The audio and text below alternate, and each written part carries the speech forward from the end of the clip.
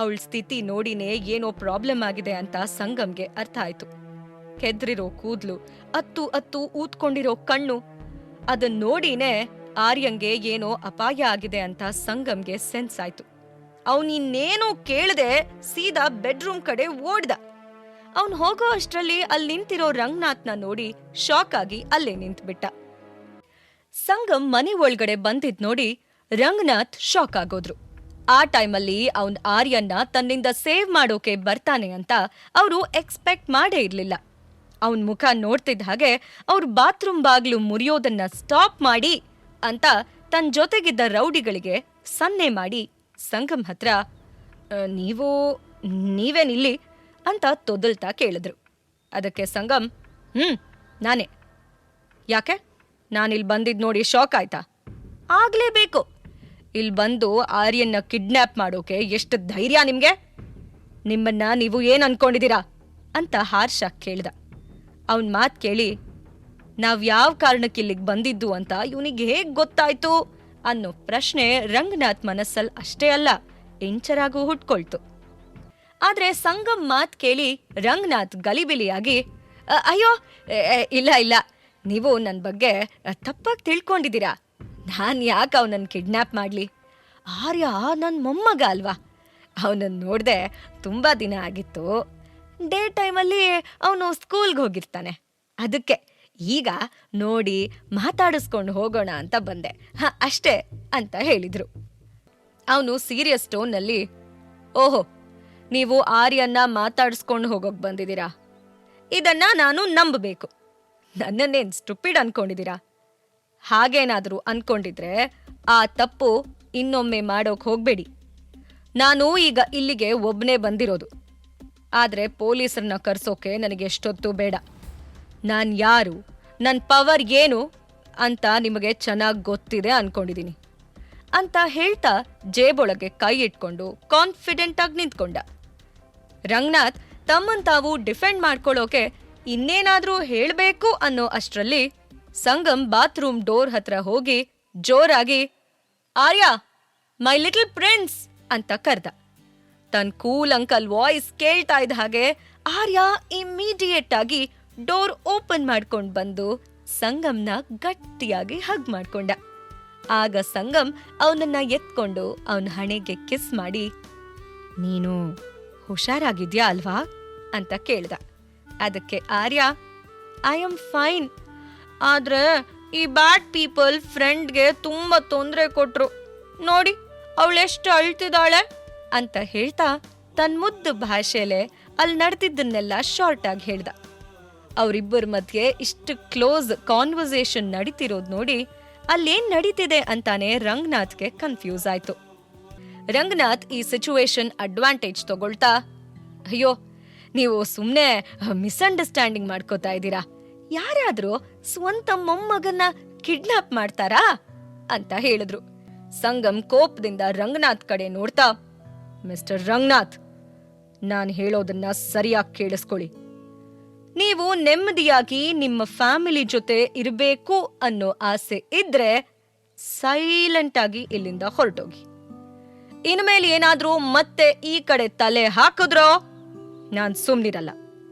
ಒಂದ್ ವೇಳೆ ನನ್ನ ಮಾತ್ ಮೀರಿದ್ರೋ ನೀವು ನಿಮ್ ಫ್ಯಾಮಿಲಿ ಲೈಫ್ ಲಾಂಗ್ ಜೈಲಲ್ಲಿ ಕಳಿಯೋ ತರ ಮಾಡ್ತೀನಿ ಅಂತ ವಾರ್ನ್ ಮಾಡ್ದ. ಅಲ್ಲ, ಅದು ನಾನು ಅಂತ ಏನೋ ಹೇಳೋಕೆ ಬಾಯ್ ತೆರೆದ್ರು. ಪೊಲೀಸ್ ಬಂದ್ರೇನೆ ಇವ್ರು ಇಲ್ಲಿಂದ ಹೋಗೋದು ಅನ್ಸತ್ತೆ ಅಂತ ಹೇಳಿ ತನ್ನ ಫೋನ್ ತೆಗ್ದ. ಅದನ್ನ ನೋಡಿ ರಂಗನಾಥ್ ಭಯದಲ್ಲಿ, ಅಯ್ಯೋ, ನಾವು ಹೋಗ್ತೀವಿ ಅಂತ ಹೇಳಿ ತಮ್ಮ ಹಿಂದೆ ನಿಂತಿರೋ ರೌಡಿಗಳಿಗೆ ಬನ್ನಿ ಅಂತ ಸನ್ನೆ ಮಾಡಿ ಅಲ್ಲಿಂದ ಹೊರಟ್ರು. ಆದ್ರೆ ಹೋಗೋಕ್ಕೂ ಮುಂಚೆ ಇಂಚರ ಹತ್ರ ಬಂದು ಸಣ್ಣದಾಗಿ, ನಾನು ಹೇಳಿದ್ರ ಬಗ್ಗೆ ಸರಿಯಾಗಿ ಯೋಚನೆ ಮಾಡು. ಈ ಸಂಗಮ್ ಏನೋ ಇವತ್ತು ಆರ್ಯನ್ನ ಕಾಪಾಡ್ಬಿಟ್ಟ, ಆದ್ರೆ ದಿನ ಅವನಿರಲ್ಲ. ಆದ್ರೆ ನಿನ್ ಮಗನ್ ಸೇಫ್ಟಿ ನೀನೇ ನೋಡ್ಕೋಬೇಕು ಅಂತ ಹೇಳಿ ಅಲ್ಲಿಂದ ಹೊರಟೋದ್ರು. ಅವರೆಲ್ಲ ಅಲ್ಲಿಂದ ಹೋಗ್ತಿದ್ದ ಹಾಗೆ ಇಂಚರ ಅಲ್ಲೇ ಪಕ್ಕದ ಚೇರ್ ಮೇಲೆ ಕೂತು ತಲೆ ಇಟ್ಕೊಂಡ್ಲು. ಅವಳನ್ನ ಈ ಕಂಡೀಷನ್ ಅಲ್ಲಿ ನೋಡಿ ಸಂಗಮ್ ಸೈಲೆಂಟ್ ಆಗಿ ನಿಂತಿದ್ದ.